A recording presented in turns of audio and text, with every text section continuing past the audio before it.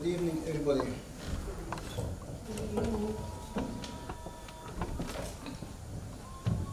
Thank you, Dr. Barrett, for the kind invitation, and sincere thanks to the embassy and to His Excellency Aladdin and Mangiris, of course, for coming, and for all of you.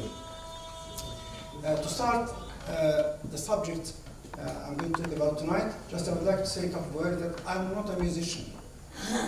As Dr. Blackett said, I'm a cardiologist. But I have interest in Coptic music since I was 8. So if you have any pertaining technical question in music, please keep it to the experts, not to me. Anyway, we'll start. Coptic music from the Nile to the Thames. From the title, of course, you can guess that I am an Egyptian by birth, and now I live in England, and have been living for the last 30 years. So there is a relationship between the two. And you will get the idea better and clearer as we get through our talk. The Nile is far from the Thames, but as time passes and generations come after generations, the two have become very close to each other through human beings. And you will see that evidenced in a minute. What do philosophers say about music? Particularly, I like very much what the Confucius said 400 years before Christ, that you know people from their music. Very important saying. Loud music matches the culture. Soft, gentle music does too. Music is the movement of the sound to reach the soul for education of its virtues later. Music is higher in relation than all wisdom and philosophy. Can I please switch your mobile phones off, if I may?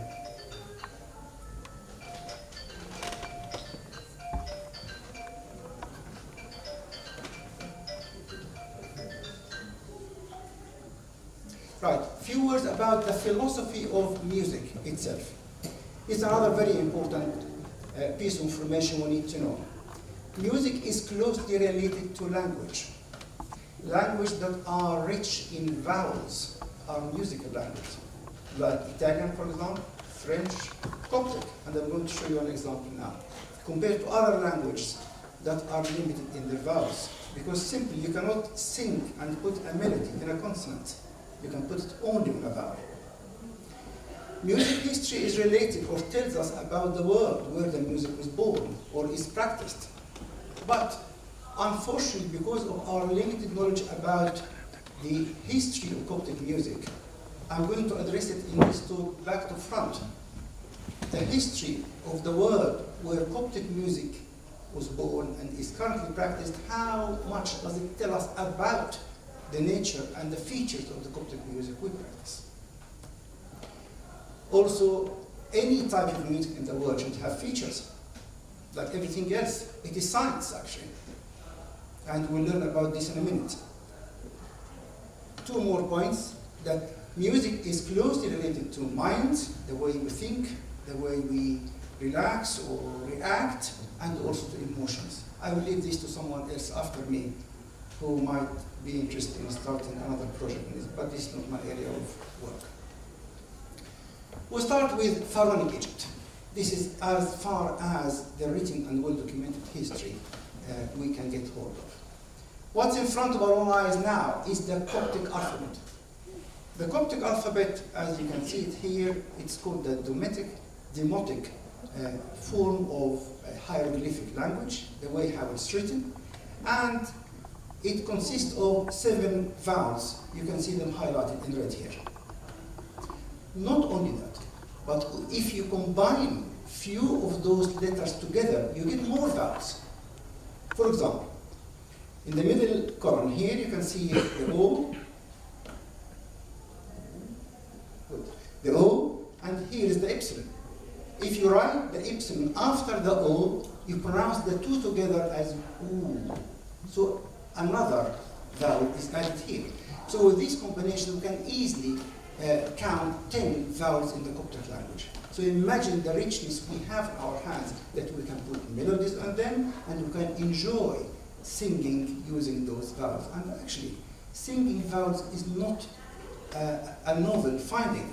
But the Pharaonic people themselves, they are famous for using their vowels to sing. And the same applies to all ancient cultures in the world, not only Pharaonic culture. Egypt has never been isolated from the world around it. So it's closely connected to western part of Asia, northern part of Africa, Mediterranean Sea, as well as southern Europe. So therefore, to talk about Coptic music as an isolated subject or topic in a country without borders around it to limit people or to imprison them inside doesn't make any sense. Definitely, Coptic music over the years must have been influenced by different cultures around it. Not, but definitely had an impact on other cultures as well. How much of that we know? 2 or 3 question marks. Not much. Lots of work is waiting to be done. But just we'll try today to make a start. Now, let us talk a bit about the Pharaonic culture.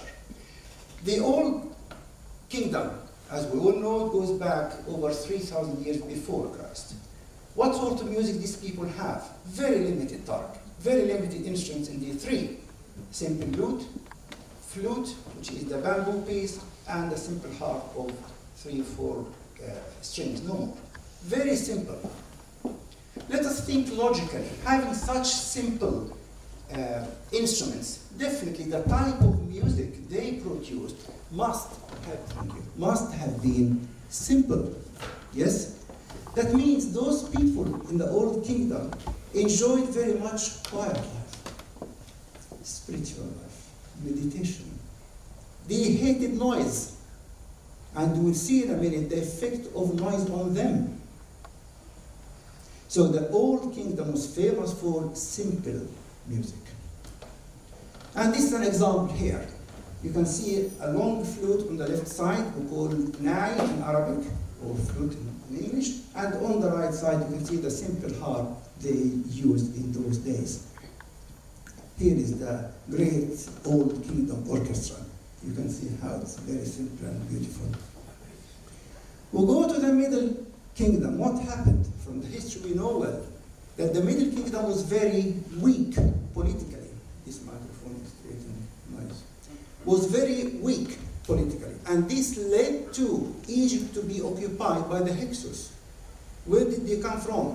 From Persia, from Asia. So they came to Egypt, occupied Egypt for hundreds of years, with their culture, including music, with their instruments, which were noisy, completely opposite to what these people used to. Let us see. This is what they brought.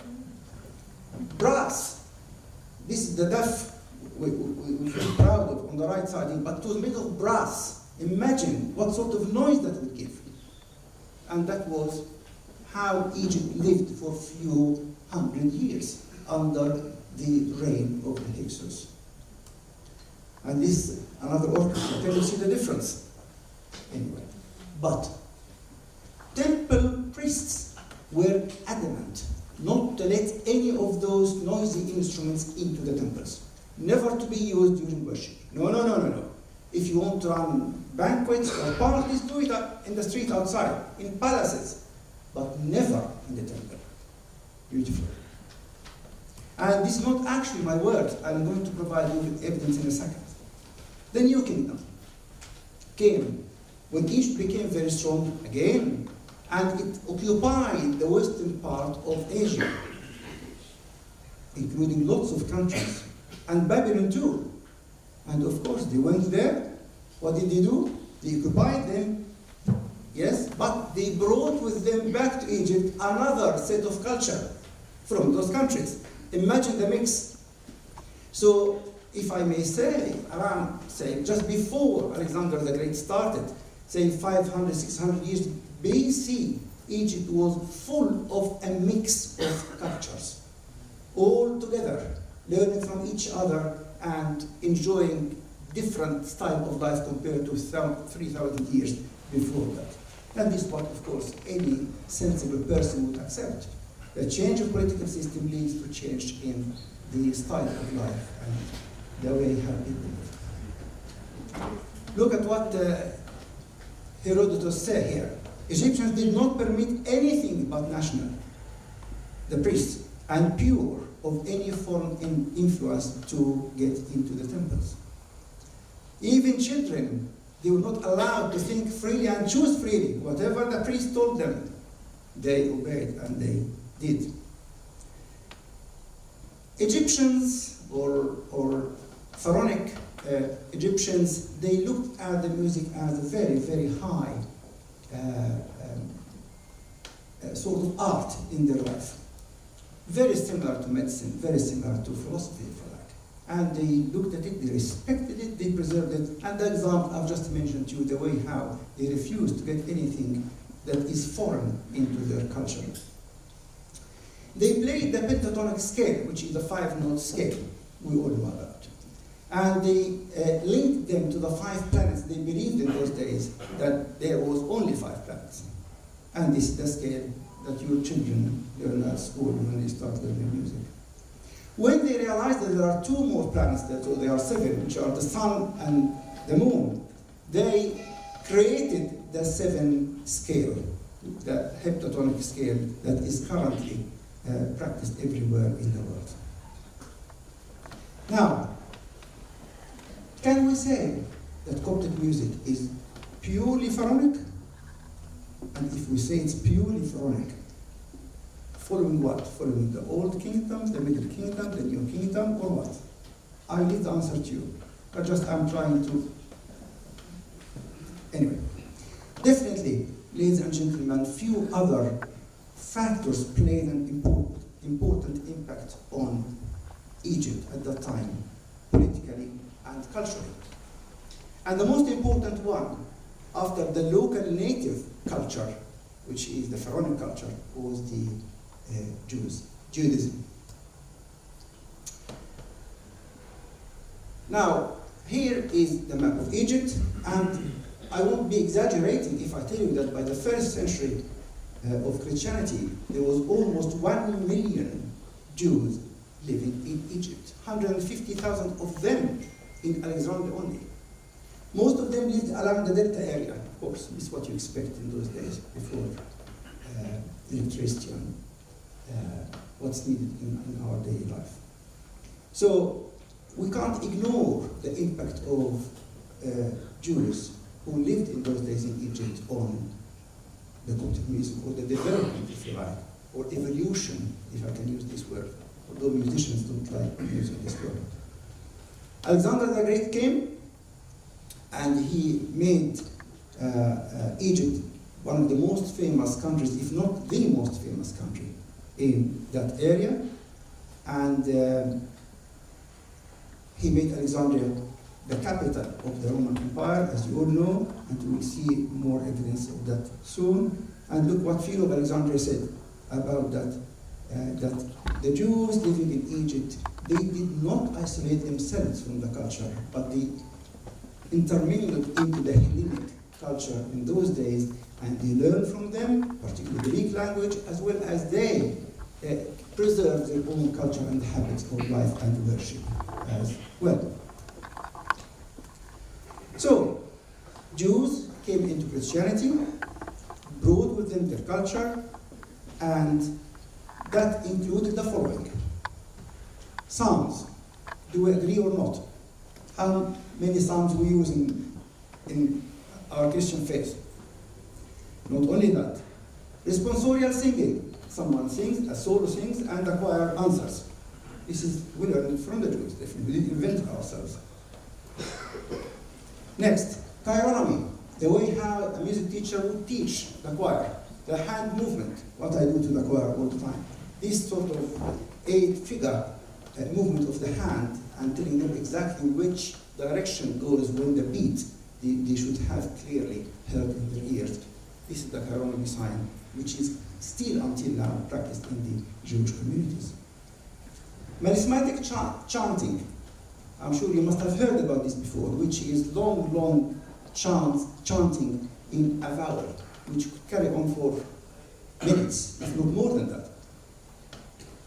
I can mention to you, for example, I was playing it with Osama a couple of days ago. a hymn we have in our church called Ali al-Qurban, Dr. Ahmed. And we sing that in the beginning of the liturgy. And we sing almost for 7 minutes the letter A. Nothing more. Not haphazardly, of course, very well structured. But one letter only for 7 minutes, imagine. Some of us is so boring. But if we study the melody, this applies beautifully on the story of Abraham and Isaac, which after a couple of seconds, Sayyidina would say, "Oh God, who accepted the sacrifice of Abraham and Isaac, accept our sacrifice today." So those people who put those melodies, it wasn't just an odd invention or haphazard invention. Everything was in place. But the problem is we do not have enough explanation or interpretation of the explanation of those melodies. We never learned them. Probably no one bothered to study them. And this is a very good call for the next generation to spend time and effort to study what I'm just commenting on now. Feasts. We can't ignore that, of course, we inherited feasts from the Jews, Pentecost and Passover. So, in summary, Jews who lived in Egypt and converted to Christianity in the 1st century must have had significant impact on the development of Coptic music. Finally, the Greek. I can't, of course, ignore that. The Greek language, the Greek people living in Egypt, and have lots of very successful projects in Egypt, and they intermingled, if you like, with the Copts, and they have shared songs and hymns until now. We are going to hear Father George Baliulis in a few minutes sing with us exactly the same pieces in his own way. So definitely this has long roots in the history of the Coptic music. Around 117, after Jesus, you can see the whole Mediterranean area became part of the Roman Empire, and with this, definitely the Coptic music went around and was affected more and impacted more the areas around it. Now, if I may summarize what we discussed so far, the prehistoric era we don't know enough about. But starting from the pharaohs, we know how they lived, we know what sort of music they had in different periods, and we know that when the Jews came, they also had a good impact on what early Christians used in their daily worship, in addition to the Greeks and the Romans. Christianity spread fast among the Jews first. Of course, we can't deny that. People who already know the prophecies about Christianity, they were expecting it. So it makes very good sense that just they find themselves into that new religion, which teach them the application or the fulfillment, if I may, of what their prophecies said in the past and their stars said in the past. And this is exactly what Josephus of Caesarea and Clement of Alexandria reported for us.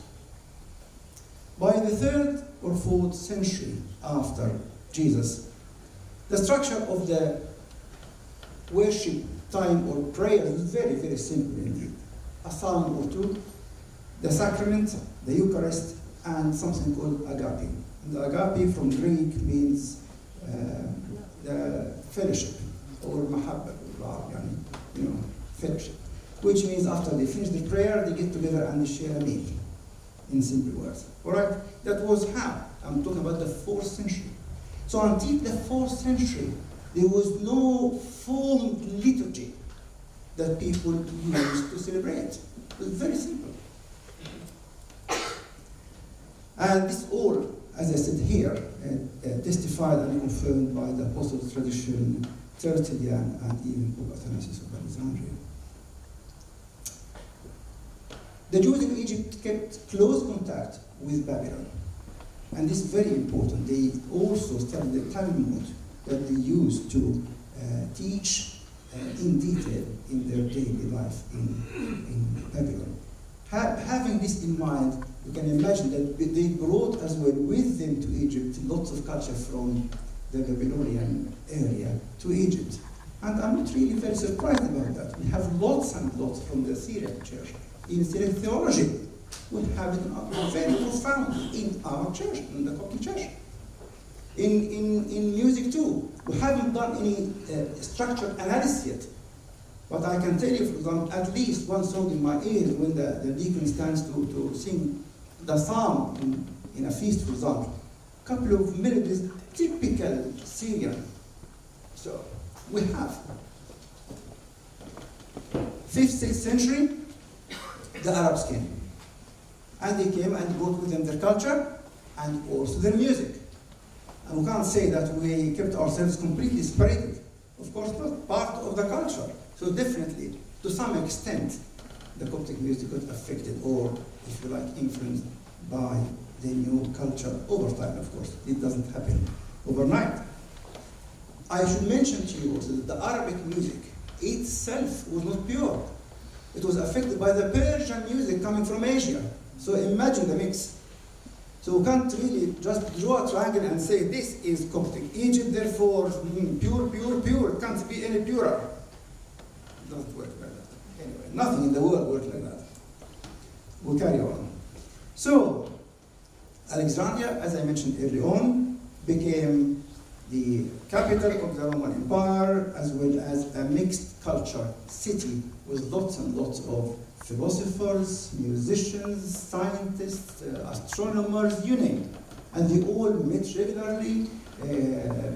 People who trade in Alexandria, being a Mediterranean big capital city, and of course that must have had an impact on it. And you can see the number of things that people share in different cultures and different religions. We have incense, we have baptism. It's used in the Coptic church. It's used in the mosques. It's used in temples in Asia, in India, in China. Yes, in different ways and shapes. But what I'm trying to say is that people learn from each other. Anyway, so we come into more details and talk about the earliest Coptic literature in the 1st to the 3rd century. And as I mentioned, or just point out earlier, it was formed of simple readings. These readings were from the Old Testament, mainly the prophecies about Jesus, about the new religion, Psalms, part of the Gospel, as well as the Eucharist. Very, very simple. Now I'm talking about almost 3 centuries after Christianity. Liturgies developed as time passed by. Various bishops and the metropolitans and patriarchs, they collected together some of the sayings of the saints and they put them as proposed liturgies. From what I've read, the only one who really pushed hard for a liturgy to unify his diocese was St. Basil the Great. He was a very influential man and strong character. And he insisted that all churches in his diocese use the liturgy. We have in the Coptic Church 3 liturgies, St. Basil, St. Gregory, and St. Cyril. And the commonly used one are daily prayers in St. Basil one. In the Greek Church, they have St. John Chrysostom, is the commonest, is correct, Father Joseph? And St. Basil, I think, is prayed 3 times a year. What are the common or the known melodies in the Coptic Church we know about? I'm not sure how many of you know it, but even if those who know, bear with me, please. We have 5 melodies. 5. The annual one, Sanawi. The Qiyak one, which we sing in Advent. The Lent one, the fasting period. Not any fasting, particular Lent. The Sha'anin one for Palm Sunday. And the festive one for the 14 festive celebrations we have during the year. So, when I say the annual one, what I mean is that the annual one is the regularly used one. This should not be changed unless there is a celebration that is related to the mission of Lord Jesus Christ for the salvation. This is the only reason that allows us to change the annual tunes. Okay? Anyway, we'll carry on. What are the prayers formed of? We have liturgies, we have matins before the liturgies, or early morning raising of incense, and the vespers, which is the evening before the liturgy, raising of incense. Also, if we go deeper and divide the week into two halves, we have something called Adam and something called Vatus. And these two are two different melodies. And they have their own meaning too. We discussed that with some the other day. And it shows that, or suggests, not shows, suggests that the Adam hymns points out towards a beginning, the beginning of creation, if you like. Whereas the Vatus is more solemn and more guiding people towards meditation and repentance, if you like. Different atmosphere. Anyway. And the Pascha, of course, will be completely different. I must stop here for a second and mention that attempts have been made by Ibn Kabar to try to match the Coptic melodies with the Greeks' 8 modes in the past. And what he said, let's count. We have 5 here. We have Adam, Vatus, and Pascha. Add them together will be 8. So these 8 will be exactly the same like the Greek 8 modes. That was completely rejected, of course. Nothing to do with it. The Greeks have their own musical system. But what I'm discussing here is a pattern of worship. It's not just a melody. The melody is part of it, but the whole thing is different. So the two cannot match. The Coptic music, although it was not well documented in terms of history and patterns and features, but attempts have been made recently to preserve the hymns we have in our church. And I must say, we should not ignore Dr. Ragib Muftah, who spent all his life investing into recording those hymns and liturgies from some of the cantors in those days and preserving them. And now they're all saved in the Library of the Commons under the name of the Coptic music. Also, over the years, a number of Western, as you can see here, musicians and musicologists, they paid a lot of effort to try to notate some of those hymns, each in his or her area. The most recent one is Margaret Toot, and Margaret Toot is a Hungarian musician who left her country and went to Egypt to work with Ragib Muftah for 35 years, only to succeed to complete notating the Saint Basil liturgy in a book that thick. I can bring it to you one day if you like. But of course it has its limitations because she was Hungarian, she was aware of Eastern quarters and microtones and things. So she went in her accuracy as far as when the cantor coughed, she just took that cough into a note and she thought that was part of the note. Anyway, can't blame her, she did a very good job. Ernest Newland Smith, of course, very famous English musician. He went also to Egypt and he lived for a few months on a boat on the Nile owned by Ragib Muftah. And just for Ragib Muftah to bring him one of the cantors to sit in front of him and to sing. And he was such a talented person. The cantor would sing once and he would notate, he would write. And he said, I must mention this, he said, Ernest, he said in one of his lectures in Oxford, he said, I had to dig deep in the Coptic music to find a treasure that is unique. Where it comes from, he was very conservative in his description. But wonderful that dig deep means lots of superficial layers covering it over the centuries from different cultures. But there is something original, unique, buried very, very deeply. What is that? He couldn't complete his mission and time passed. Anyway, now enough of history, and just I would like to let you sing, properly enjoy, 3 examples of Coptic music. And if I may ask the panel of experts to take your notes, and what really I would like to ask you to provide us towards the end of the evening, what are the unique features of the Coptic music you feel by listening to a few pieces? I'm going to play for you, right? These just representing pieces. They are not the whole thing. It's endless number of hymns. Okay? Good.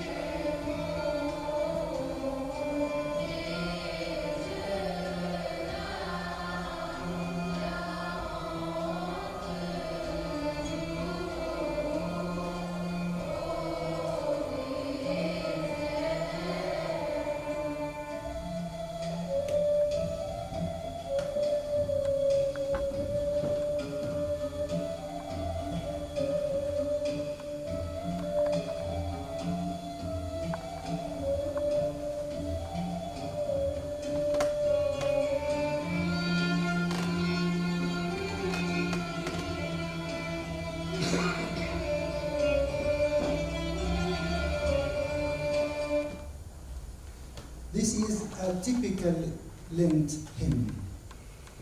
I'll say when I listen to it, just particularly now when it plays, it gives you the atmosphere of desert, end of the day, sunset time, and while someone is fasting, they're about to break the fast. Exactly in the same way as Muslims celebrate Ramadan. Yes, towards the end of the day, when they listen to some music, it really moves them emotionally, doesn't it? Very similar, but we need someone to enjoy this, must sort of get used to it. It's not for everyone to enjoy just by listening once to it. Anyway, that was a typical Lent.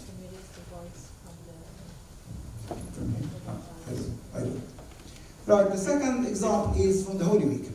And you can see here or feel that the level of sadness, sorry if you use the word sadness is getting more and more. Anyway, and this is very typical feature of the Coptic music, that it reflects the celebration or the spirit of the celebration in the way how the melodies were formed and are sung.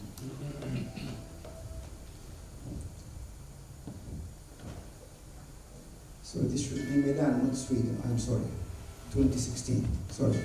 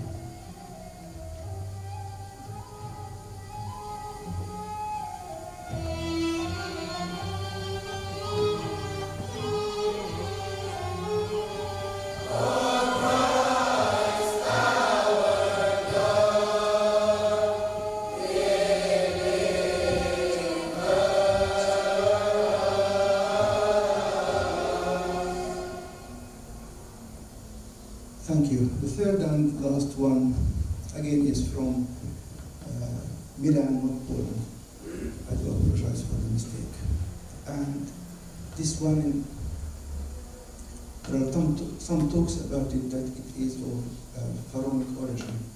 I'm not 100% sure about that, but let's listen to it and try to feel the melody.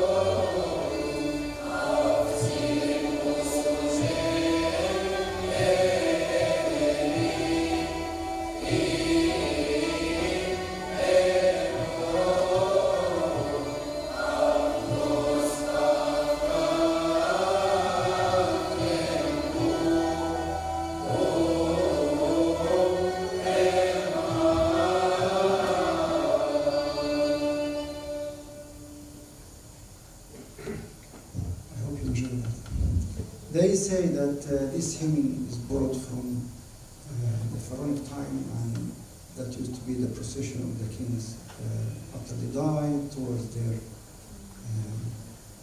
last place.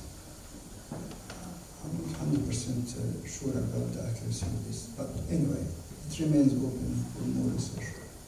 Now we'll move a bit from the sad atmosphere of Holy Week and death into something else, which is one of the features of the Coptic music, the change of rhythm. All of a sudden, in the middle of the hymn, we change the rhythm into something else, what's this? Is it right, wrong? Have they done a mistake? But actually, it's not a mistake. This is how it is composed, which shows us how those people who composed it, who are unknown to us, were very clever indeed. Let us listen to this. This was a concert Dr. Ahmad presented in Gloucester Road, Armenian Cathedral in London here, a few years ago.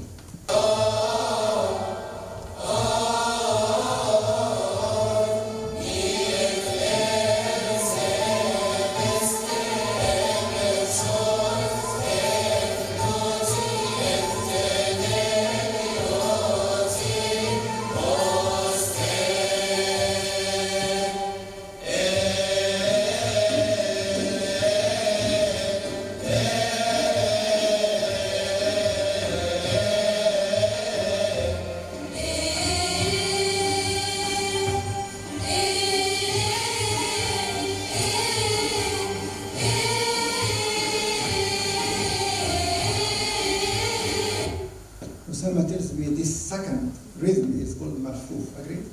Marfuf. Farq should understand better than I. I'm not a marfuf now. But anyway, with time I will learn from you. Now, this is the introduction I wanted to share with you, and now we'll go into more scientific studies, which I hope you will enjoy too. Studying Coptic music. How can we study it? As you can see, we don't have enough references, we don't have enough teachers. Therefore, it's very, very difficult not to be mentored or guided by someone who is expert in the field. Unless you make things up yourself. No, it doesn't work like that. The only way is to go back to school, sit next to the teacher, and ask him to teach you. A, B, C. This is how, the only way, in fact, you can learn. Also, when you are above 60, you need to have sort of quiet time, nice scenery in order to understand and think clearer and to be able to come up with good results. We have to be under an academic umbrella, so this is where we went, Canterbury Christ Church in Kent, and we have Maria with us here. my co-supervisor. Thank you for coming, Maria. Maria has been an excellent mentor over the last 3 or 4 years. The first thing we did was to look at what Margaret Toot and Rahim Muftah notated, and whether we can play it first or sing it, and if not, how can we simplify it. So I'm going to share with you just one small part of the very famous hymn we sing every Sunday called Alleluia, Our Baby. This is the day that the Lord has made, from the Psalm. And you can see that, what do you think, Tarek? It's sort of very complicated. To play this, I don't think would be very easy. Or to get these young girls to learn it would be very difficult. But this is what we produced to make it simple and sort of familiar with the new or current contemporary way of learning music. St. Basil liturgy, as I mentioned earlier on, we use it every day. But how can we study it? It's long. We need to structure it melodically, musically, in order to be able to understand it. So what we did is we divided it into 7 sections according to, my experience, my experience here. So we started from the beginning, the financial part of the liturgy, until the end of it. Each part or each section contains the hymns and the responses of the congregation that share similar part of a melody. So they become section 1, section 2, like that. We carry on. And here is the number of hymns that we organized in that. The first study and part of the result we came up with was the pitch study. In the Coptic Church, we do not have a formalized pitch where to start the liturgy. On C, on D, Do, Re, Mi, we don't have any like that. Compared, for example, to the Bach's Mass, for example, starts on C minor. So you know where you start. But we do not have this sort of strict way of studying the liturgy. We leave it to the deacons and the priests to choose whichever note they are comfortable with. This is how it goes. But we suggested that if we start on the Re, we can carry on the whole Mass almost on the same note until the last note of the Mass, which is almost slightly higher, but very consistent. And to do that, of course, we have to make sure that we keep the tune, number one, and to keep the improvisation to the minimum. Otherwise, everyone will go as he likes, and it won't stay within the same pitch. After we completed that study, we thought, why don't we compare it with Rahim Muftah's notation and see whether we are similar or dissimilar. And you can see on the top here, our notation, notated by Mina, Salama, and at the bottom here by Rahim Muftah and Margaret Toot. And you can see that we are starting on the same note exactly as they, and we are almost finishing on the same note. Although, if you listen to the recording of this liturgy, you can see that the cantor went up and down, and he was an old man. Of course, he couldn't keep, anyway, without an instrument, it was impossible. But anyway, I was happy that towards the end, when we went through that big book, the first note and the last note were almost the same. That was a success. The second part of the study was to identify the dominating scale in different hymns or different responses.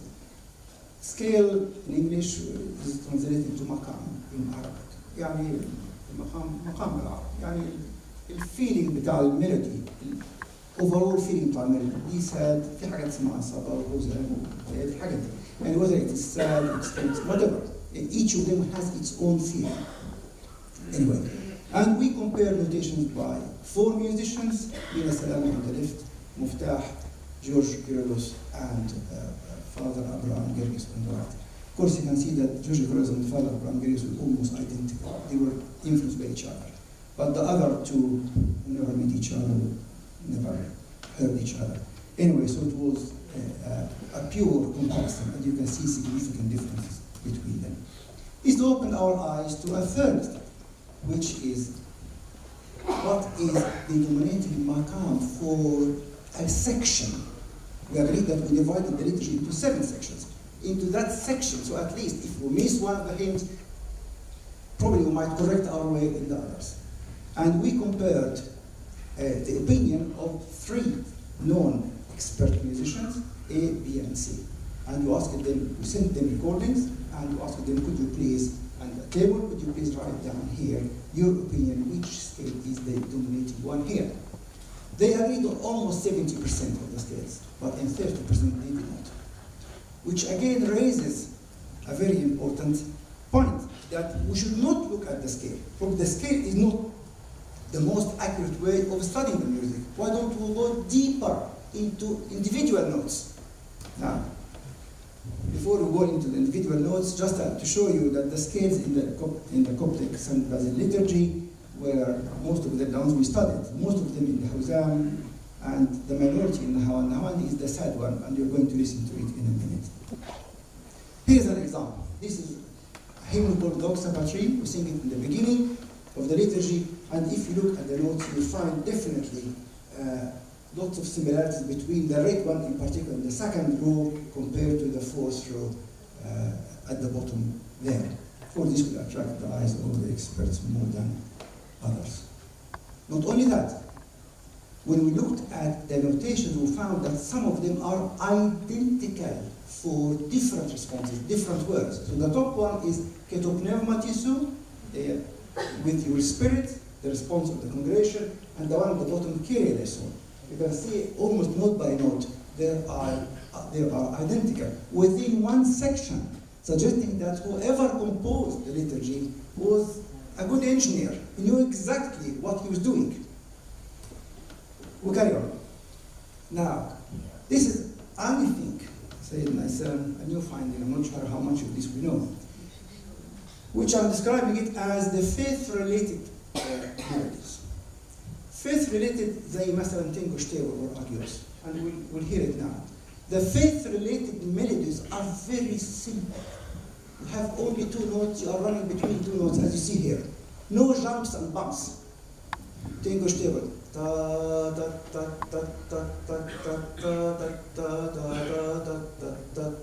There is no need to put a heavy, difficult, complex melody. You are just stating yourself.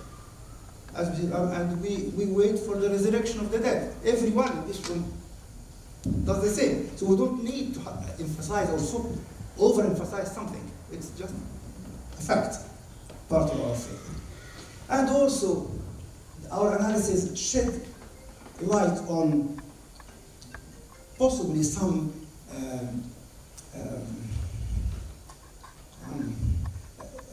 time relations between the 2 halves of the liturgy. We have in our church 2 liturgies. Liturgy of the sacrament, which is the main liturgy, and liturgy of the word, which is the first half of it, which in old times used to be for the non-believers, and the second one for the believers. And again, each of them has its structure. Which one came first? Which one we can rely as the authentic one, and the other one probably is copying part of it.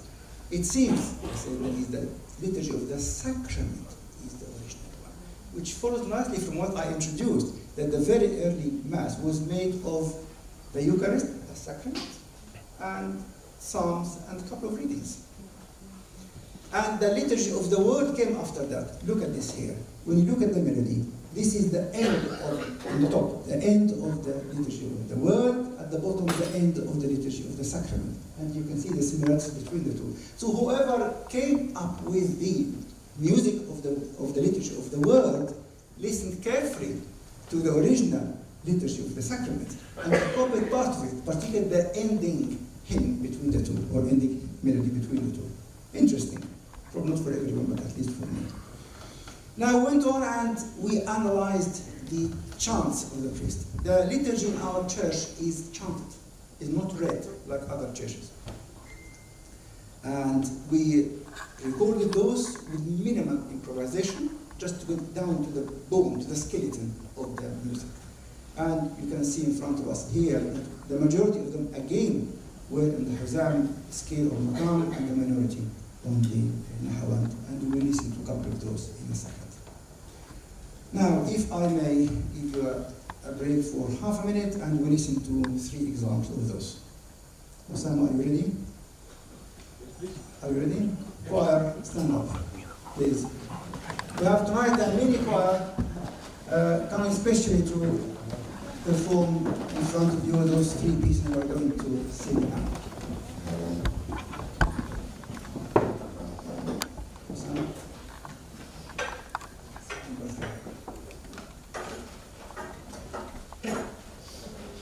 As you all know, in our church we do not use instruments. Yes?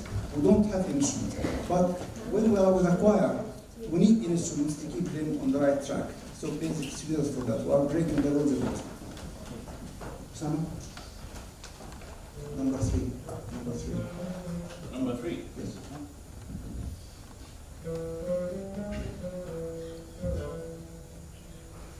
Gente sua buona fetfetero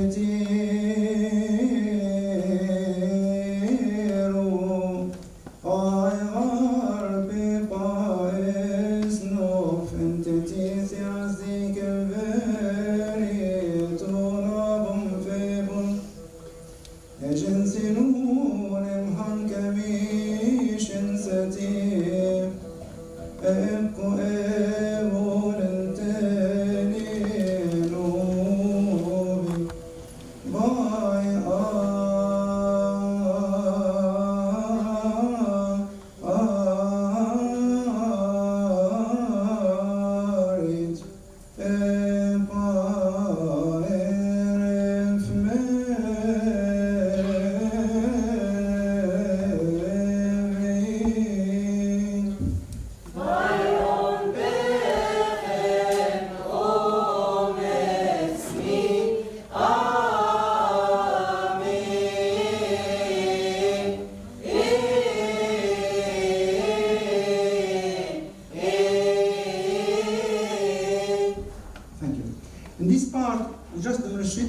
change of scale within fraction of a second. No one feels any problem at all.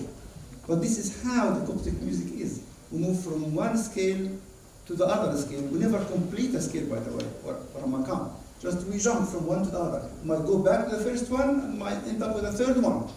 You will hear a few of those now. Osama will elaborate on this now. Now, we'll go to the one more piece, if I may, in which we will move from the Bayati Makam to the Nahawand, all right? Which is not very usual in Arabic music, am I right? It depends. Okay. Anun tirin khanietu inre min goili khim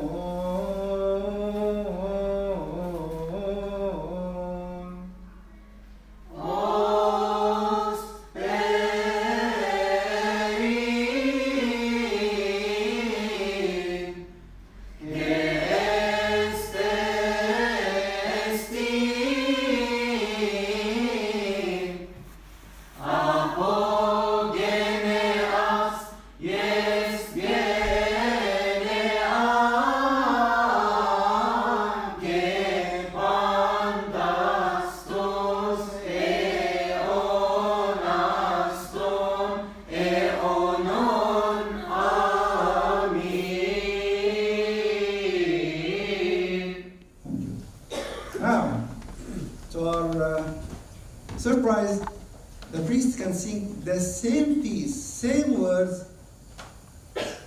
and changing different makams, different from these two. Imagine exactly the same words, and until now we don't know why. And well, even to sing the other makam might be in a feast. We don't know. Part of the studies.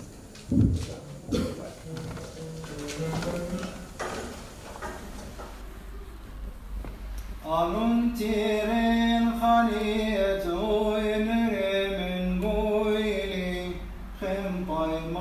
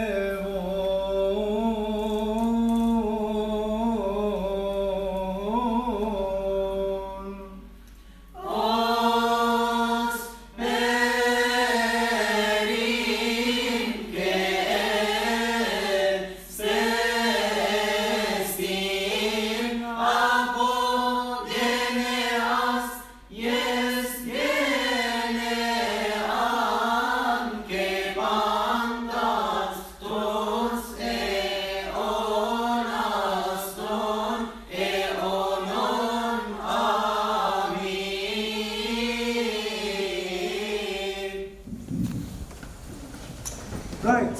One of the features of the Coptic music that we move from one maqam to the other maqam without any warning, which is beautiful.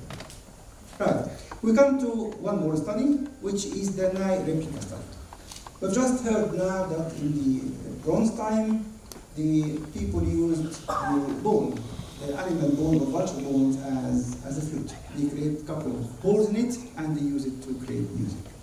Until, of course, the time of the well-documented civilizations, whether it's in Egypt, the Pharaonic one, or China or India, when they start using bongos and other flutes. We designed this study in order to look at the nature of the melodies and maqams in the St. Basil liturgy, and whether they are pharaonic, that old or not. But how can we prove, how can we disprove? So the only way was to order replica of the old knives the pharaohs used that are preserved in the Egyptian Museum in Cairo.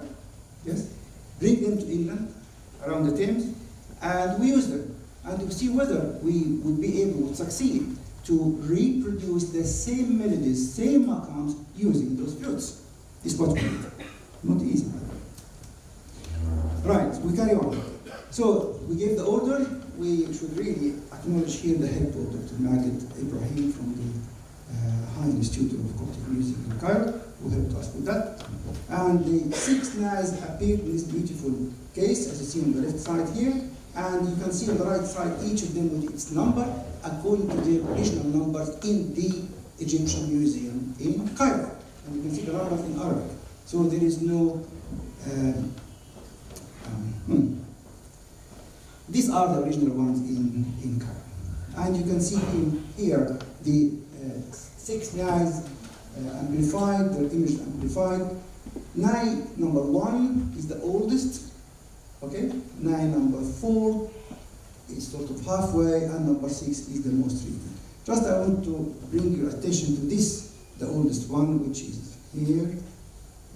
Works here. You can see it's formed of a piece of bamboo and only 2 holes in it. Imagine on these 2 holes how many melodies it can produce.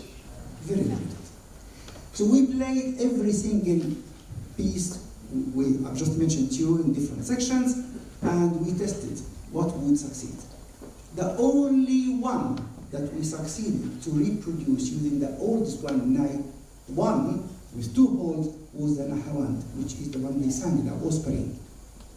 The Sadish, if you like, maqam. That was the only one.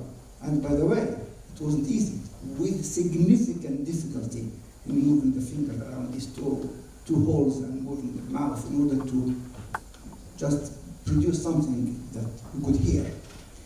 Right, that was that. This is the piece that we produced, and now we're going to listen to it.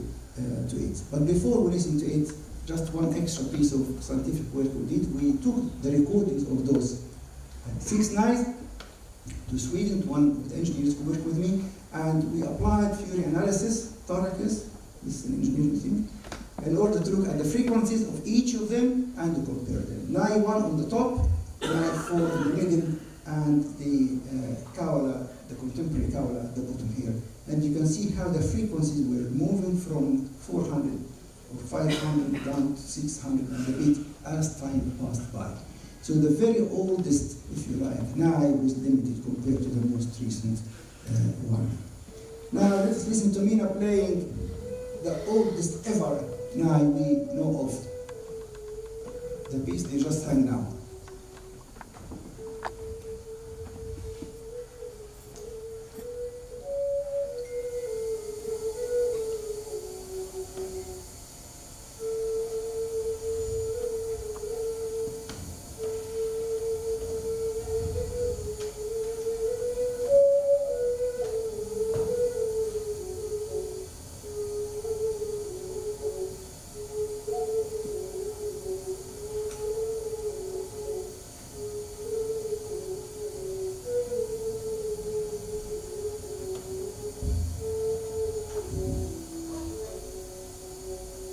Good success, limited, but okay, we succeeded with that.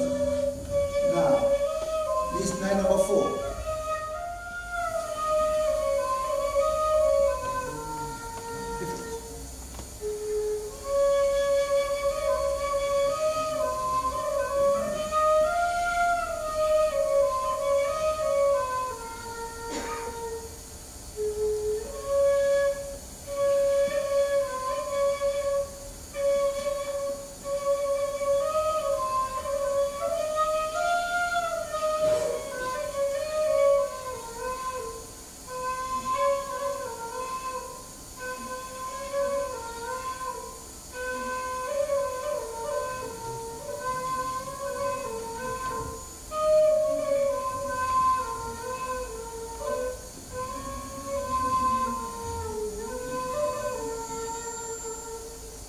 Thank you, Mina. Very good. So you can see that over time things develop and the quality improves and the details of the music become clear in our ears. Again, this all adds to the puzzle of the origin of the music we have in our hands now, how old, how long that it was. Right, I'm towards the end of my talk now. Now, having succeeded to produce the Nahawand Maqam with the oldest Nai, it raised the question whether that Maqam is pharaonic or that old or not. So what we decided to do, to get replica from different flutes, yes, you can see on the top here Irish and South American and Chinese, different ones. Also, we played it on the bone flute, vulture bone flute. And we said whether really we'll be able to produce it, or this is unique, pure pharaonic. We produced it with all of them. Of course, different sounds and different feelings and different, yes, but we produced them.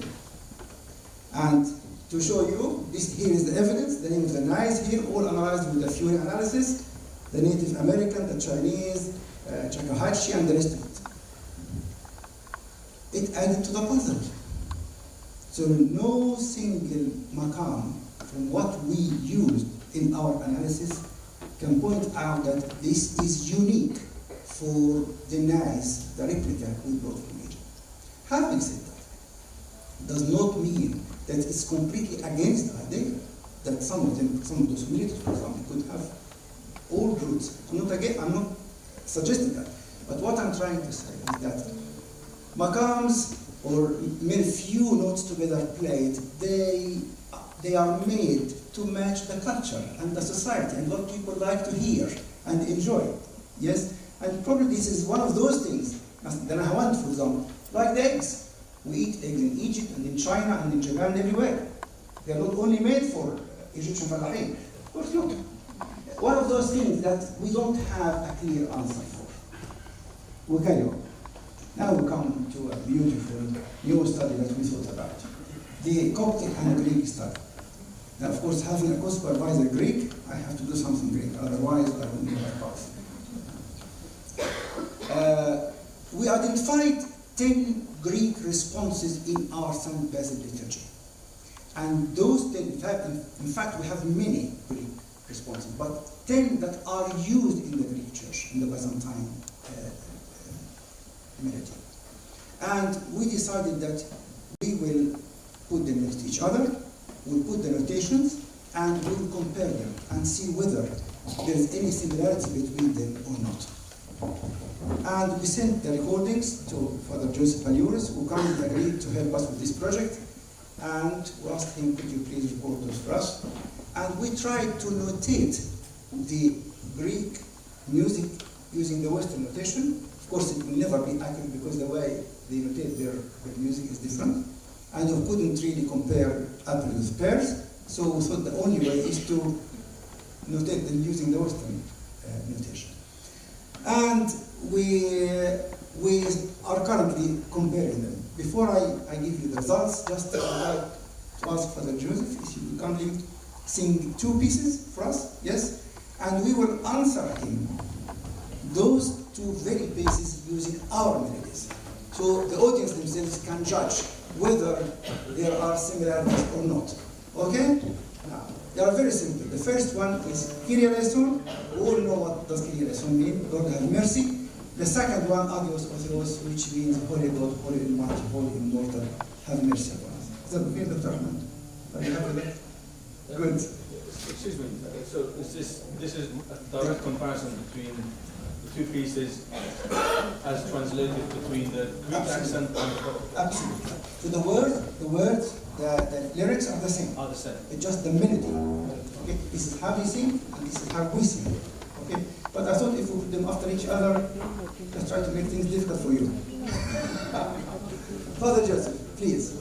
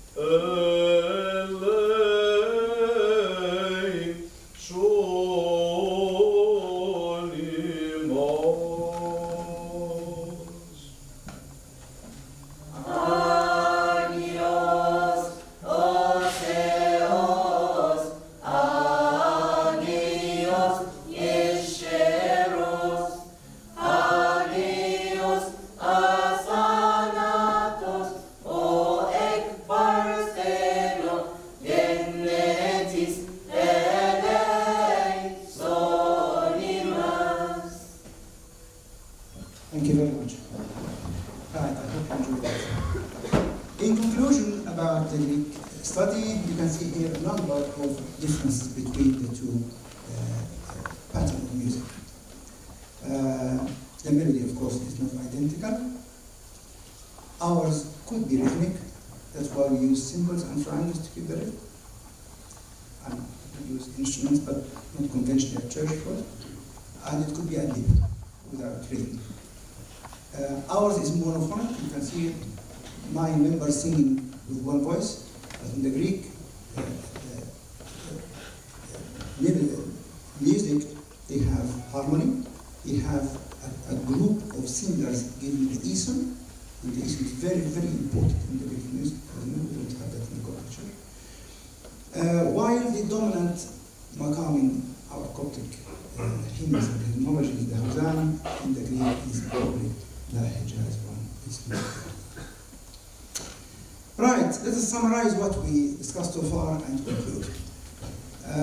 The Coptic music of St. Basil liturgy is monophonic, we don't have harmony, rhythmic or ad-lib, melismatic, non-instrumental, and unique in its composition in that it reflects the meaning of the words as well as the spirit of each event during the liturgy itself. Being transmitted through the oral tradition, as all old musics, definitely we cannot say that the current Coptic music is exactly to the dot how it was composed that number of years. No one can say that, of course. With time, things change. Beautiful improvisation here or there changes things. One more thing. Is it pharaonic? I'm talking about St. Basil liturgy. Is it pharaonic? I can't answer. However, what I can say that the liturgy, the lyrics itself of St. Basil liturgy were put together around the end of the 5th century, early 6th century. That around over 1,000 years from the New Kingdom. So, can we keep melodies for 1,000 years unchanged and refer to them and say this is the origin of what we are practicing now? Big question mark.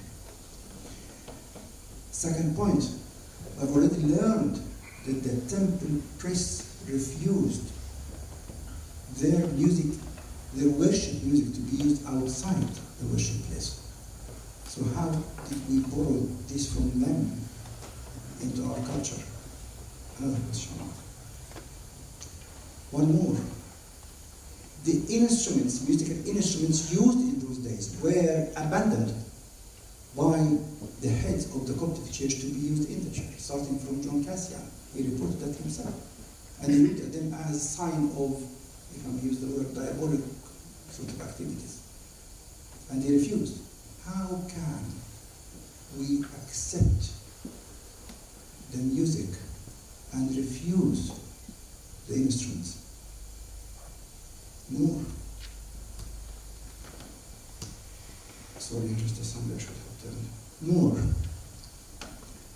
The Jews consider the pharaohs as godless people. And this is well documented in the Old Testament and in our Middle places too. Would we use their means of worship and say this is the origin of what we use now? Difficult. Difficult. So, in summary, from what we have heard and we have seen and we have read now, it is difficult to be assertive as what is the exact root of the Coptic music. We do not know. But to be safe, I would suggest describing it as an ancient Egyptian music, rather than specifically pharaonic. We have to be pragmatic in our description and accurate as much as we can. We live in the 21st century, and we can't just go and state something that is not accurate. What really we should be interested in now is what we're going to hear now. Let us put the history and the origin aside and focus on what are the exact features of the Coptic music that we have in our hands now, and we should preserve, and we should teach the new generation. Yes, it's much positive than trying to find an answer to a question which really would be very difficult to find an answer for. Having said that, it's not only the Coptic music is a product of a mixed culture, but as I said earlier on, it must have impacted those cultures. How much impact did that music have on those cultures? Big question we don't have an answer for. That's really worth doing and spending time and effort in finding it rather than thinking of where is the root. So, with this, I would like to thank you all for listening. And of course, before I conclude, I have to acknowledge a big list. The list should actually be longer than that. Starting from the Coptic Church, which allowed me to do the studies, the Greek Orthodox Church, of course, headed by Archbishop Gregorius and Father Palios, St. Kirill Choir and Orchestra, Canterbury Christ Church, presented tonight by Dr. Maria Barbarigo. Dr. Ahmed al-Muqaddim, I haven't said enough about him, but I must mention him. He forgot, but I reminded him now. He was the first person who introduced me to the British Museum in England to find out whether there are any sources about Coptic music. And he called his secretary there. She gave me an appointment. I went and I found piles and piles of references and books and pictures and things. But there was very, very limited resources, apart from one diagram of an old nag which is currently presented in the Egyptian Museum in Egypt, with its number rate. But there was nothing else. But really, without your help, I wouldn't have made a start. Thank you very much indeed.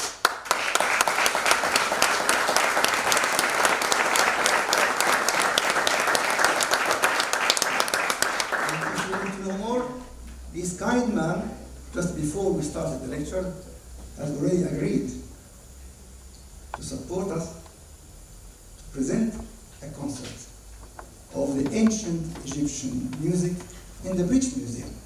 How's that?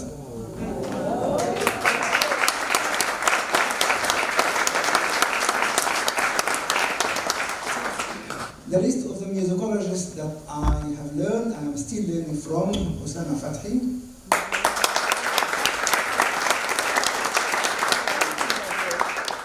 of course, you have seen me play now and help me invitation.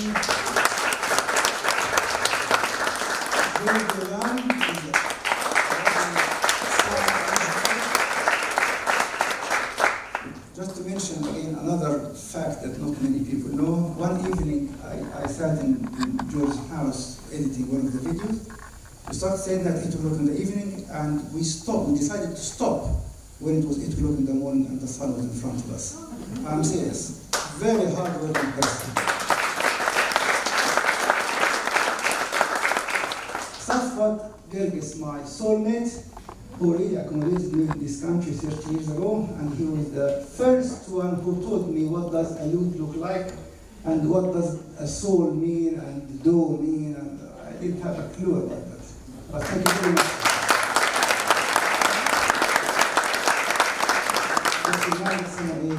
He's the head of the Department of Coptic Music and High Institute in Cairo, Turkey. The School of Byzantine Music of the Archdiocese of Thyatira in Great Britain, they have always been of help to us as well. Thank you very much to all.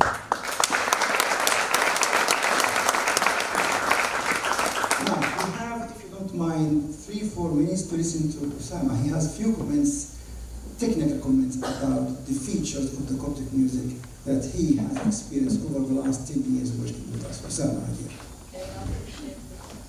Of course. The chairperson, if you'd like to come up there. The chairpersons, would you like to come up, please? Would you mind including yourself and Osama? You can come on, please.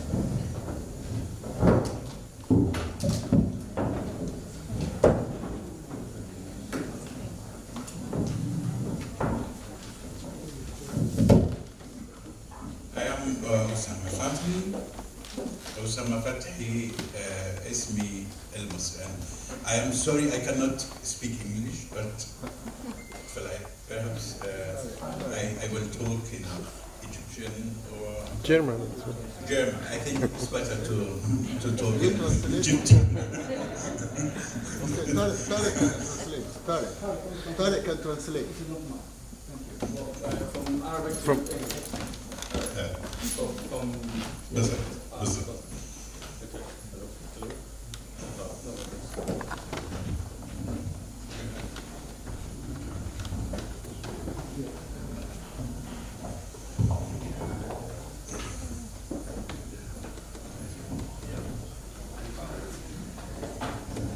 I will do my best.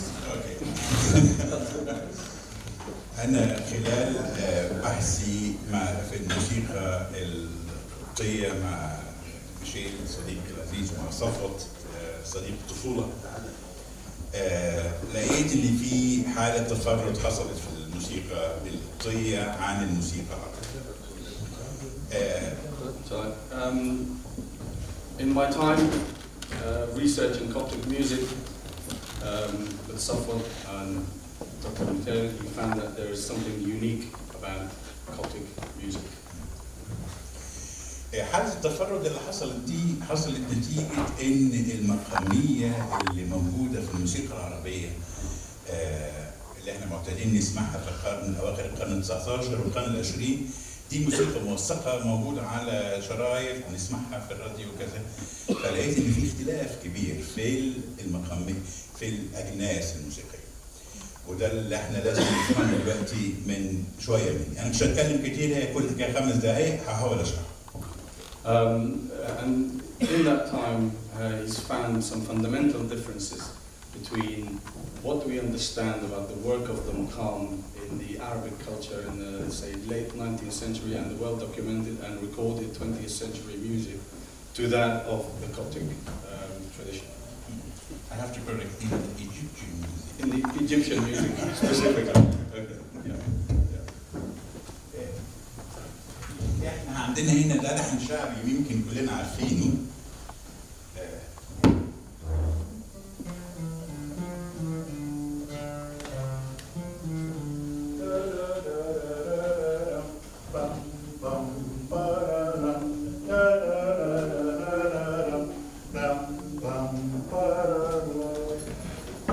هنسمع اللحن الثاني ده بقى بشكل ثاني مختلف شويه. هتبقى القفله بتاعته مش على النغمه دي اللي هي موضحه هنا في البعد الاحمر، هتبقى على درجه المي.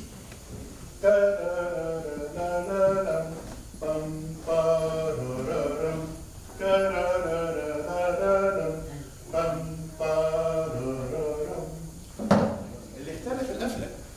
Okay, so this is a folkloric tune that resolved around the Bayati Maqam, Bayati on D, Bayati on D.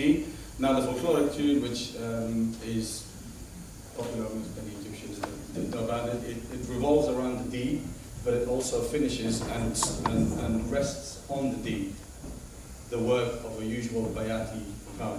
Well, the Coptic equivalent of that tune, or maybe the origin of that tune, even though it starts on the D, it actually circulates and finishes, it rests on E. ده بيغير طبعا طبيعة المقام وطبيعة المسألة دي موجودة في الموسيقى القبطية، بتحصل في ثواني. يعني تلاقيه مثلا عمال يعمل البياتي وفجأة يقفل على مقام مزمن.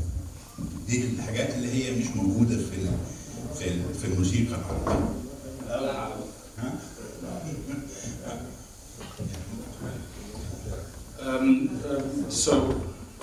What Mr. Osama is saying is this changes the feel of the maqam. You can no longer see this as bayati maqam or shab rather, but more something else, a different way of thinking about this particular maqam.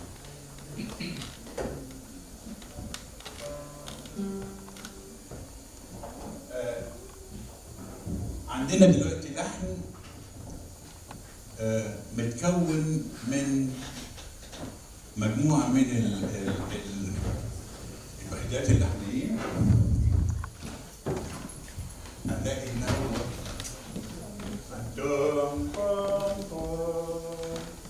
يبتدي هنا الموضوع نمرة 1.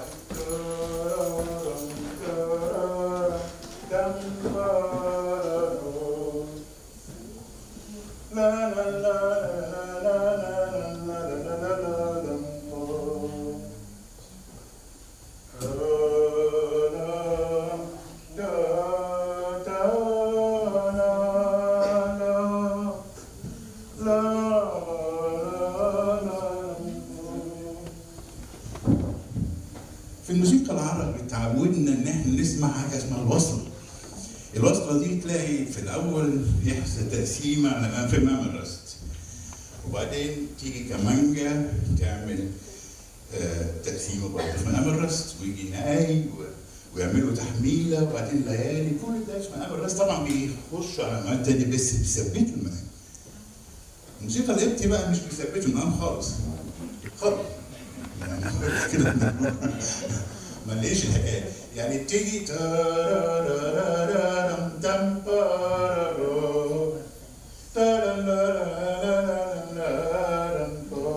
لما عايز يسمع بس ايه اللي بيحصل بقى؟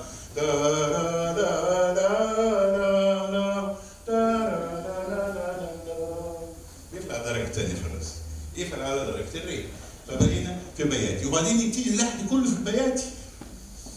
وفي الاخر خالص في القفله بتبقى رست. يعني دي حاجات معتاده جدا قابلتها في التدوين، انه عدم تثبيت القفلات. القفلات كلها مفتوحه، وممكن الالحان تاني تخش في اثناء القداس، ممكن الواحد يتناول الالحان اشكالها. ترجمه. So what Mr. Sam is saying is this is an example of a particular composition that would, at first glance, would give you the impression it's in Rast. It's in Rast Maqam because it starts on the C, it starts on the Rast note. The first couple of bars move up the scale but rest back on the Rast, so all the hallmarks of Maqam Rast. But then at some point it rests on D, Bayati, or the Doga section, the second in the Rast scale. And from that point it then actually triggers a whole workings within the Bayati. So it doesn't always have to go back to the origin. Although this piece here, once it's gone out and worked in the Bayati section, it does finish ultimately back on the Rast. But it's not a pure Rast working, it's transposing to other things. النقطة الأخيرة اللي أنا لقيتها باستمرار مكررة هي نقطة عدد الوحدات الموسيقية اللي بيتكون منها اللحن النقطي. يعني احنا متعودين نسمع أعداد زوجية. اسمع مثلا في لحن الأوروبيان يونيون اللي هو لحن فرويد الشونر جاتر.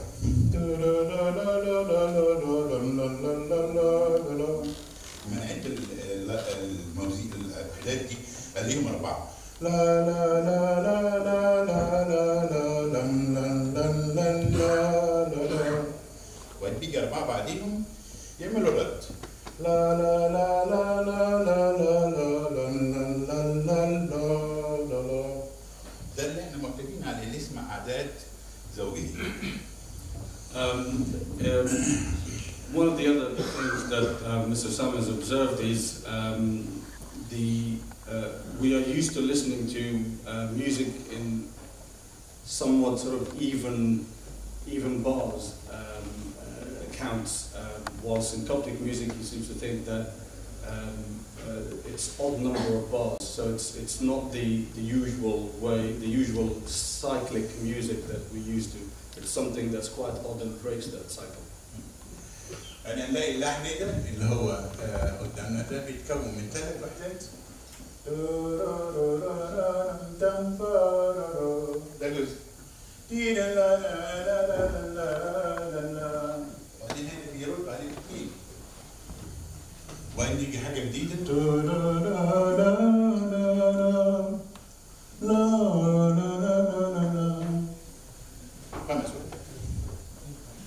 ده لقيت التكوين ده موجود بشكل تقريبا يعني معتاد، بحيث ان احنا غالبا الواحد ان هو لما بيبقى منتظر الاعداد الزوجيه اللي هي معتمدين عليها، اللي هي بتعمل السيمتريه في الاخر وتخلينا مرتاحين لما نسمع، تقريبا مش موجود، يعني نادر جدا من عند الله.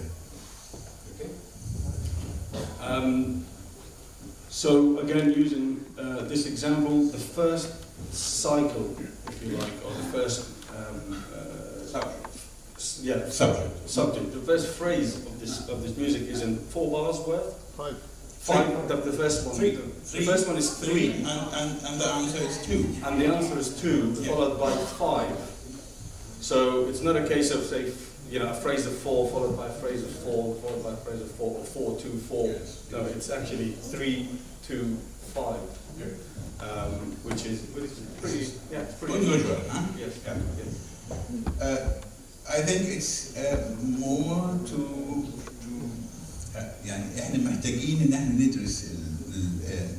بعمق الموسيقى دي عشان نعرف التفرد اللي حصل فيها. واكيد يعني هي جزء من حياتنا، يعني لازم الواحد ياخدها بعنايه شويه عن ان هو بس مجرد انه يسمعها. يعني لابد ان نتعامل معها بشكل علمي شويه، لان هو مش بيحصلش التطوير غير بان الانسان يتعامل مع الامور بشكل علمي. بس انا كنت دي ملاحظاتي اللي انا كنت عايز اقولها. طبعا في كتير ممكن الواحد يقول حاجات كتيره، لكن دي الملاحظات اللي الواحد ممكن يقولها في الوقت القصير.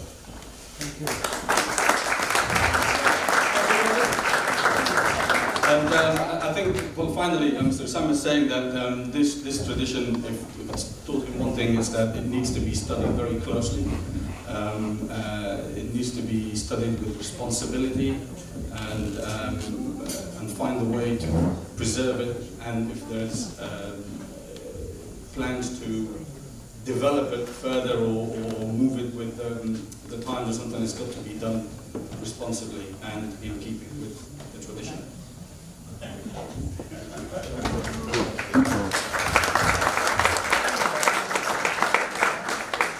Right, if I may ask now Tarek or Martin to give your views about what you heard tonight.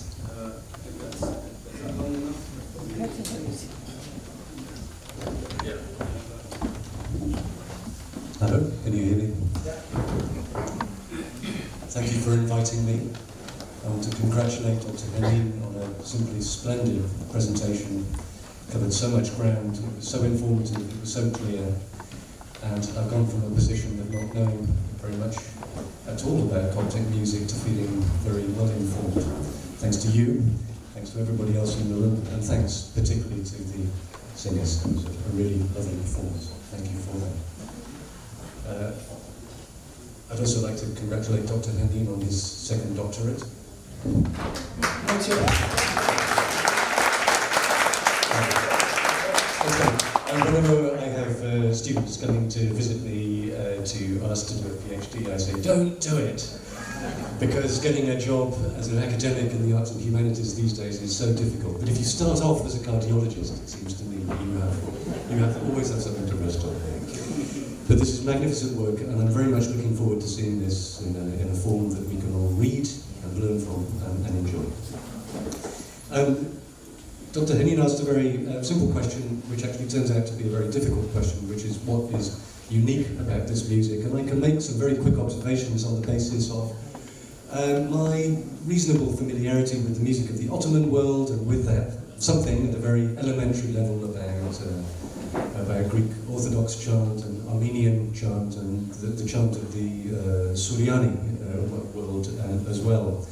And having some familiarity just with the general environment of Makan as well. And what I kept on hearing over the course of this evening were things that did strike me as being very curious, admittedly from a position of ignorance, really. But one is that we are talking about a melodic structure that is very compressed. So the impetus of this, of the melodies that we are hearing, takes place within a range of 3 or 4 notes, which is to say that things are compressed very much within the tetrachord and the pentachord. So there's not a lot of moving between the two, and we immediately heard that when we were hearing the Orthodox version of the Kyrie. A second thing that is very clear to me is that we're talking about a musical world in which modulation is very rich, is very complex. It's happening in ways that are quite unfamiliar to those of us who study the more contemporary Makam world. So it would be very interesting to fathom what these rules of modulation and transposition are. It seems to me there's something interesting and complex going on here. I was also struck by the rhythmic structure of this music. On the one hand, there's a relationship between rhythmic and what you're describing as ad libitum. I don't quite like the word ad libitum because it's not free, is it? There are rules for this. It's not like people are just doing whatever they want to do. There is some kind of rhythmic structure there, but it doesn't have a beat, it doesn't have a pulse. So how what we're calling ad libitum relates to what is metrical about this is interesting. It's a metrical music for the most part, isn't it? Which is why the choir it enables the choir to sing and to perform together.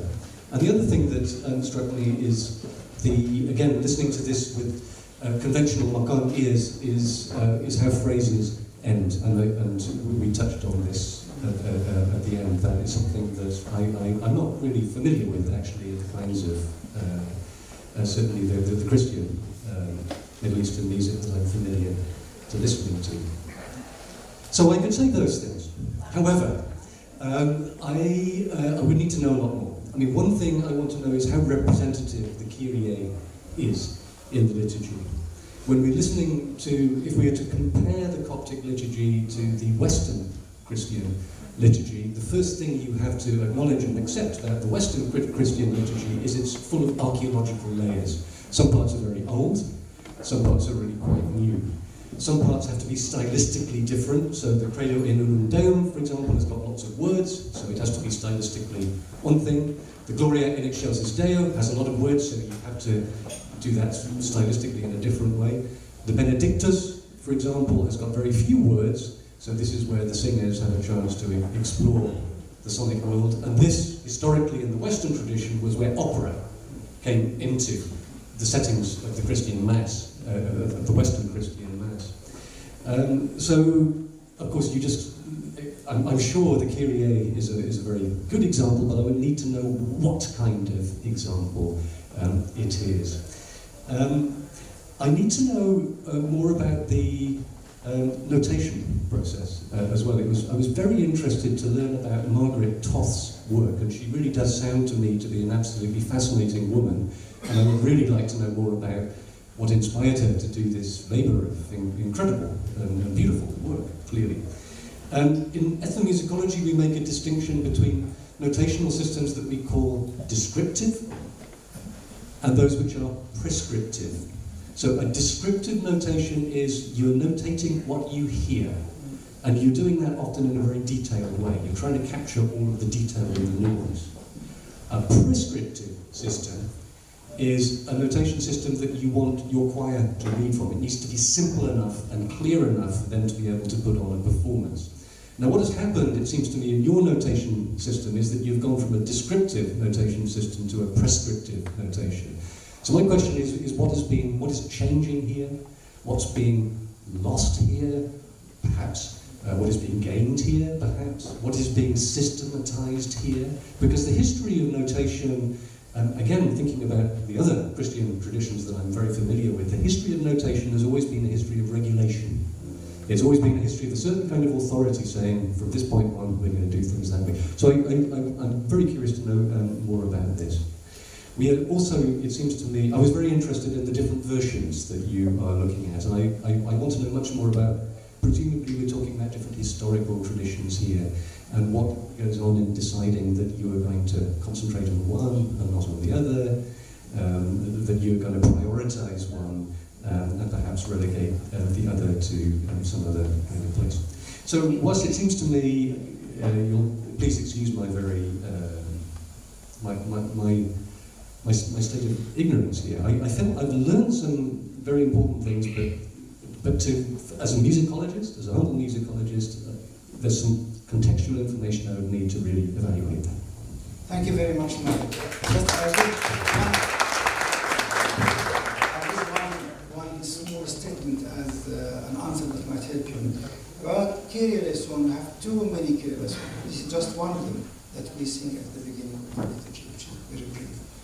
But for example, you would have a festive Kyrie eleison, which would last for a couple of minutes. You would have others that might last for in a systematic way for 3-4 minutes. It depends on the word Kyrie eleison and where we'll use it, whether in a liturgy or a Holy Week celebration, whatever. Anyway, so this is the first comment. The second comment about what you'd like to know more. Absolutely.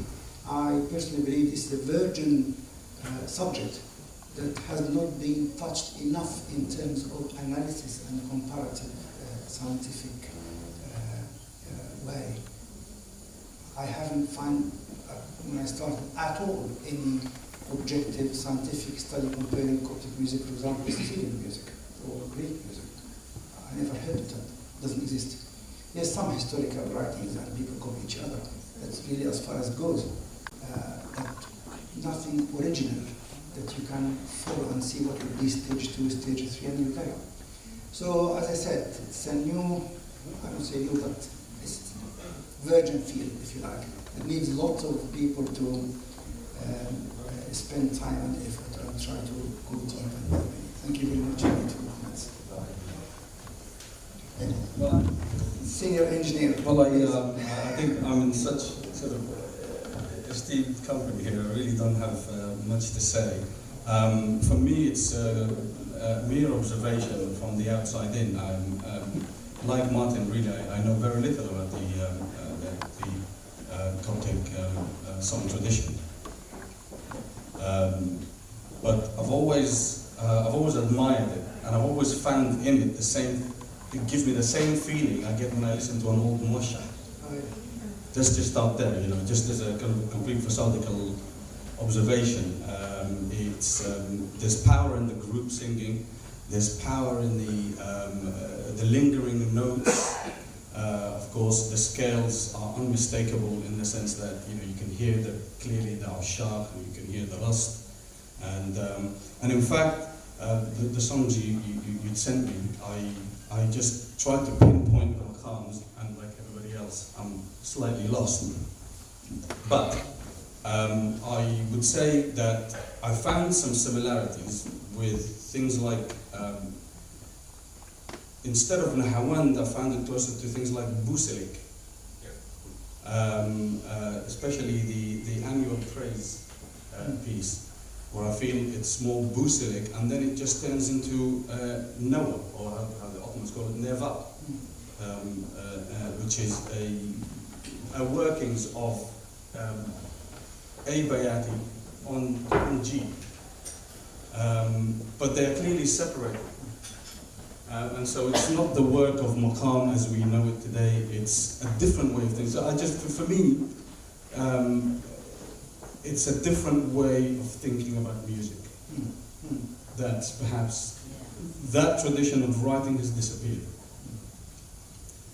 Or if there's anything that's been written recently, it's an imitation of that. But certainly the maqam world around where everything revolves over the last few centuries, whether it originates from Egypt and Greece and the Ottoman Empire, of course, which is a melting pot for all of this.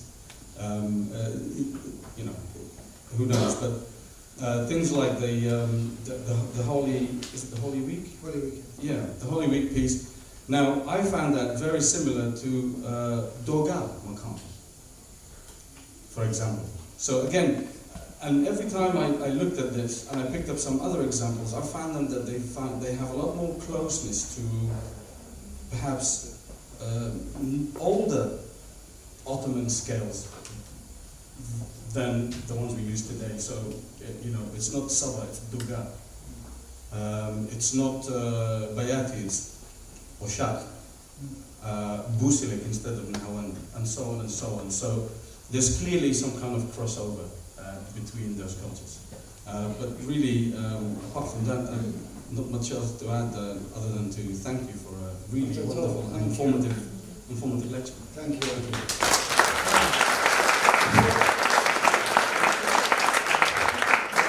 Before we finish, let's have a provocative question to the three experts. What do you think if I suggest that probably, although we've been talking about Arabic maqams, using them and analyzing the Coptic music, probably what we should be looking at specific characteristic features of maqams that present in the Coptic music that probably needs a new description or a different description.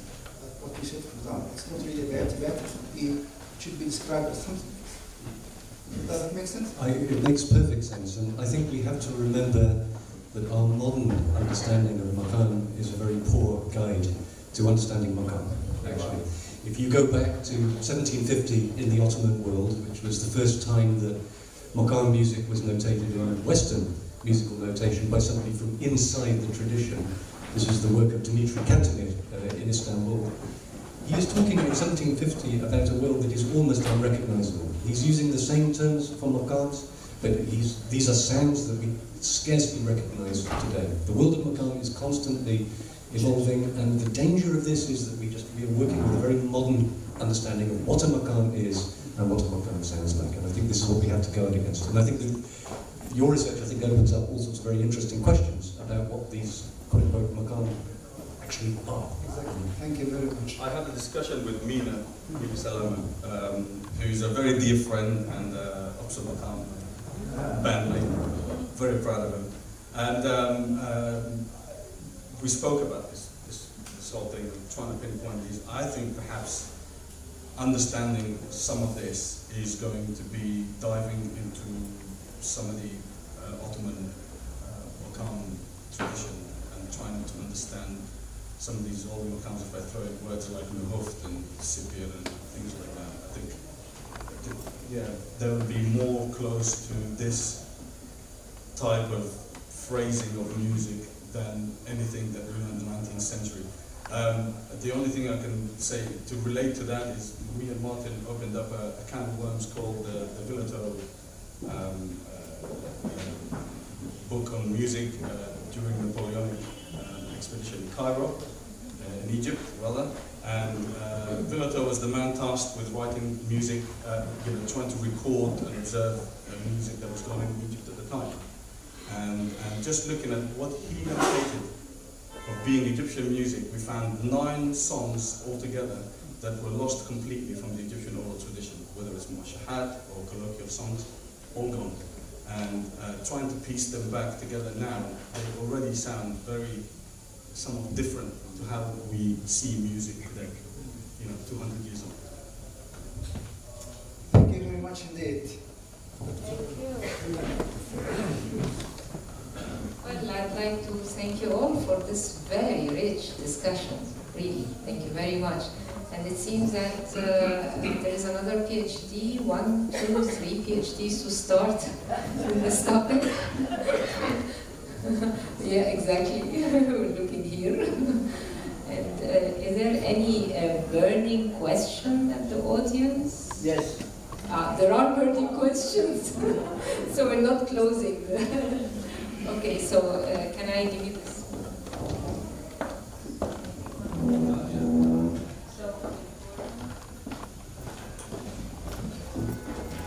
يا دكتور ميشيل معلش I get the stroke. I just had the stroke, okay? So try to understand me, okay? I think that to study the Coptic music, we have to study the Coptic language, because if you listen to then the music, it is Indian, because of Indian language. Also the Turkish is the same. So the Coptic music is very much related to the Coptic language. Are there any studies about the Coptic language as a speaking language? It is a speaking language in few areas in Upper Egypt. Very limited number of families they still speak it, and in Alexandria I know some couple, but it's not widespread speaking language. Yeah, unfortunately, because of lots of historical reasons that explain that. But it's preserved in the Coptic Church, yes, and we try to teach the new generation how to read Coptic and how to write Coptic and the meaning of different words and phrases as much as we can. But to describe it as a spoken language, I will be reserved. It's not. At least now. May I just say something here? It's obvious that a lot of work has been done and a PhD has been achieved in the area of Coptic music. But it also appears that there is a lot to be done. Both yourself, my friend here, my friends here, all said, of course, there is much that needs to be done. A few years ago, I sponsored at the British Museum a scholarship to document Coptic history, because the documentation of Coptic history was scattered and was not done in a systematic, proper way that enables thorough knowledge to be obtained and more to be achieved. And the lady that did the work ultimately became a professor, and the British government decided that they would take over the sponsorship and pay for it. I would like to recommend that your group will put together a specification of an area of research in this particular dimension, because I agree with all your descriptions about what music is all about. Music is life, music is love, music is history, music is thinking, music is feeling, music is meaning. So researching in that area is an integrated research related to all the nice features of human beings. So I'd like you to prepare something that needs to be researched thoroughly, systematically, and I will get the British Museum to adopt it.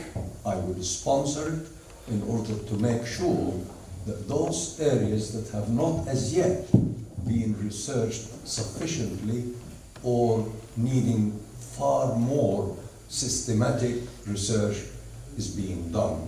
So if you could prepare a draft memo or aid memoir to say, these are things that we need now to do some serious work about, I can assure you I'll get the British Museum to take it further. You've already documented Coptic history, and it was under my beloved name, the lady I adore, the Virgin Mary. The scholarship was actually called the Virgin Mary Scholarship, and the research continued for about 6 years in doing the documentation. I'd like another 6 years in the topic that means love, means relationship, means history, means meaning, means human being, and means, to me, music has a very important part of my life and reminds me with a very dear friend of mine, the late Abdul Halim Hafiz. So please get us a memo, an aid memoir, and I can assure you the scholarship will be in place in no time. Thank you. Thank you.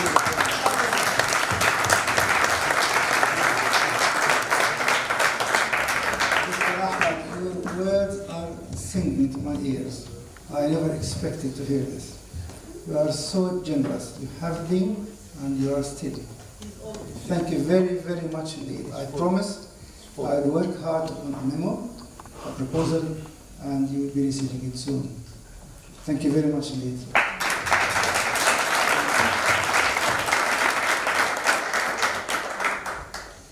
Dr. Henein, thank you so much for your talk. As a Copt myself, I'm quite fascinated by the spiritual element of the hymnology, and I hope my question makes sense. But I'm just interested in the Jewish influence on the music that the church as a whole was singing pre-Chalcedon, and if we have any trace whatsoever to the psalms that were sung by Christ, for example, with the disciples, and then which were then handed down by the apostles to the various places they went, including Egypt through St. Mark. Do we have any link whatsoever in our liturgy currently now between that music then, what that sounded like, and how we sing now? Is there any trace of that music and what it sounded like? The only song I'm aware of is, when I say I'm aware, it doesn't mean the only one, but I know, is Praise the Lord, all you nations.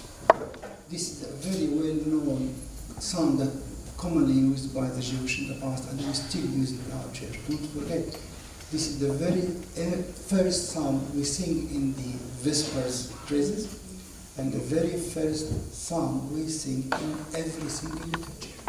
So it's trying to tell us that it and very, very old roots. And the hymnology itself is intact? We'll come to this, and I will put a question mark, my dear. I cannot. Sorry. I'm a scientist. I cannot. I don't know. I don't know. Lovely question. I think everybody wants to sort of end it. Can I ask those burning questions to be after we end the session? And maybe I ask Dr. Michael Generosity to wait for a little while and receive your questions and discussions. So those who want to leave also are not. Okay. Thank you very much.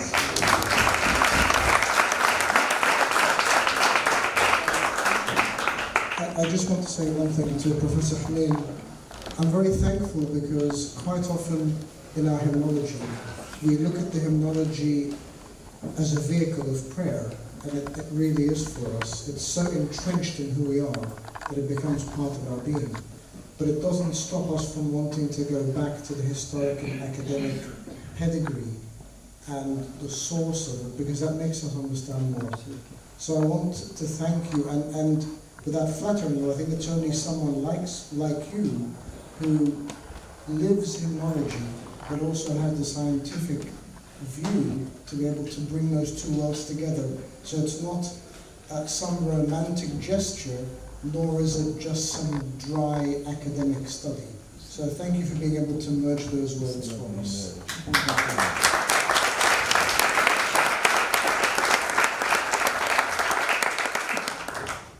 It's shown in his face, the feeling, the love. Thank you very much. Yeah. Thank you.